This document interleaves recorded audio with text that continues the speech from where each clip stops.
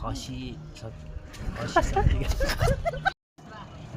नमस्कार, म प्रवीण घिर्सिङ। आज म यहाँहरू समक्ष पीडा सुनाउन होइन, मेरो हिक्मत देखाउन आएको छु। 2078 साल चैत 20 गते यो सेभ गरेछ हो यहाँ घरको काम गर्दै गर्दा माथिबाट खसी त्यो दिनदेखि चिएर हिँड्न नसक्ने भए। तर पनि मैले हिक्मत हारेको छैन। अब यो नोटमा बसेर हो। त्यही भएर सधैँलाई नोटमा धन्यवाद।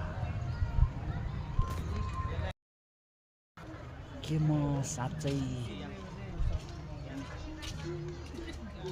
गरिएको छ कि अझै उठ्न बाँकी छ? के म साँच्चै के म साँच्चै गरिएको छ कि अझै उठ्न बाँकी छ? के म साँच्चै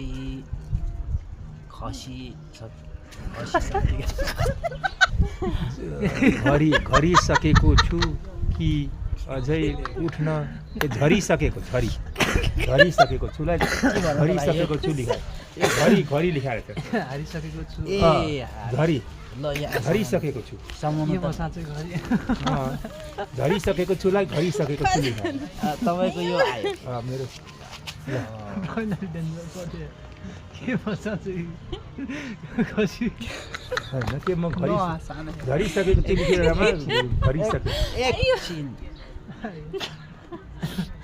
के म साँच्चै हारिसकेको छु कि अझै उठ्न बाँकी छ? म लडेको छ तर म हार्नेवाला छैन। यदि म पनि हार